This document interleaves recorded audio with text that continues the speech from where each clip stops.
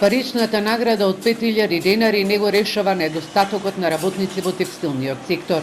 Менаџерскиот тим на две Свети-Николски конфекции, Мода и Камотекс на своите работници решија да им дадат по 5000 денари за донесен нов работник.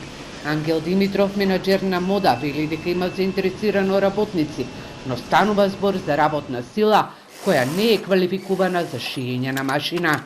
Има зголемен интерес, но не е оној квалитет на работници кој ние очекувавме. Значи, доаѓаат повеќе луѓе за рачна работа, кои не се нафаќаат да работат на машина, кои немаат искуство во машинска работа.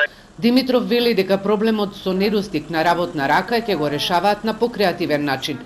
Еден од начините е исплата на К15 на законскиот минимум. Жителите на Свети Николе велат дека проблемот е тоа што и младите им заминале во странство. Многу малку останаа млади. Избегаат сите во странство. Кој Италија, кој Швајцарија, кој Германија. Сите немаме. Има потреба од работа, али личниот доход е мал и за тоа бегат на страна. Нема млади луѓе во Свети Николе. Сите се заминати на печал. Па младите, знаете темава која е, во странство, за подобар живот. Тоа е. Куќи празни. Компаниите во тир зоните представуваат сериозна конкуренција на македонските компании, но таму сметаат дека платите веќе се изедначени.